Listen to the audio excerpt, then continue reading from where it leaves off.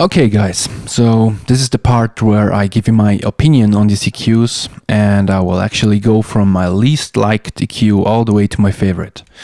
But before that, let me just say a word or two about the Elysia XFilter 500, which was the only stereo EQ in the Shootout. So to make it short, it works, alright, it's very clean sounding, it gives you no color at all. I mean, it has the advantage over a plugin that you have a haptic control, right? And you can try out things on the go. But all in all, I wouldn't say this thing sounds better than a good plugin. So I am selling mine. Okay, about the mono EQs, let's start with number 5, the EQ which I like the least. And I realize it might come as a shock to happy users. But for me, the worst EQ in the Shootout is the Chandler Little Devil EQ. Now, the Chandler is both the most expensive EQ in the Shootout and the least versatile. It has a fixed treble frequency at 12 kHz, and bass frequencies are also fixed at either 60 or 110 Hz, which ultimately leaves you with only 2 bands that you can really shape to your liking. I do like that it has 3 fixed settings for a low cut, and I like that the sound is quite colored. If I wanted clean, I would just stay in the box, right? But having said that, I somehow feel that Chandler cheated a little bit designing this thing, because as soon as you turn the bypass off, even when all levels are at 0, so nothing is cut or boosted, the signal gets louder and sounds bigger. Now, you could say that is the transformer doing its magic, but as we all know, our brain tells us that louder signals sound better, so I'm not sure if there really is that much of an effect. Also, boosting frequencies reveals the slightly dirty character of this EQ. So all in all, I think they chose the name perfectly. It really is a little devil. For me, however, for that kind of money, I don't really want to keep it. My place number 4 goes to the Kush Audio Electra. Okay, so I read good things about this unit, but personally I just can't handle that there are no markings on the dials. I have no way of knowing which frequency I'm just working on. Of course, you could say to just use my ears, and I actually did when adjusting levels, but still it's just not for me. I will also say that the Electra is on the cleaner side of things. I mean, it has a certain nice warmth to it, but I wouldn't call it colored. The good thing is, even when boosting or cutting, the signal never sounds strange or uneven, you know. And it also has a great sounding high pass filter that is not fixed, but that you can actually dial into your liking, just as on the Great River Harrison EQ.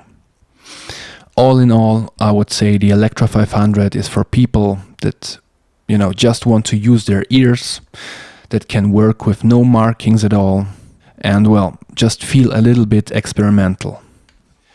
Place number 3 is the Great River Harrison 32 EQ.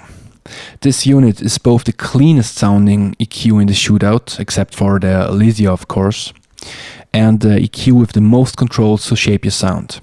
First, we have the 2 filters that are fully tweakable and really allow you to dig in and shape the sound and cut unwanted frequencies. And then there are controls for not 1, not 2, not 3, but 4 bands of frequencies.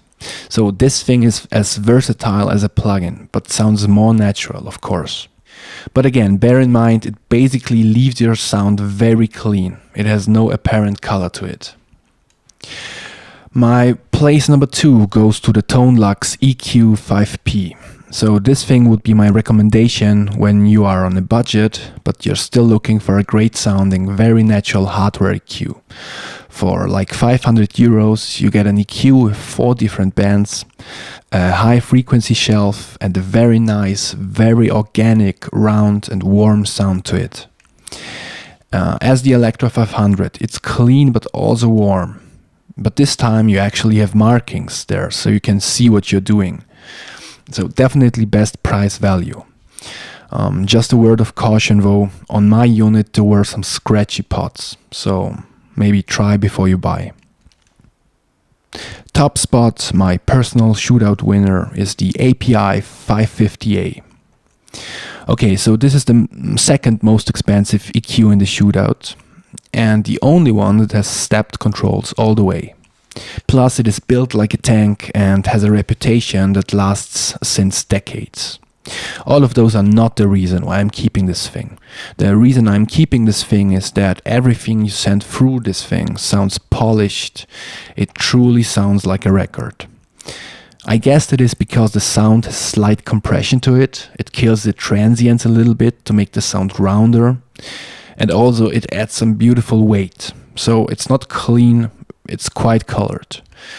Go back to the snare test and compare the samples of the API versus the Harrison or even the Tonelux. While the Tonelux and the Harrison cut and boost nicely, the Harrison especially.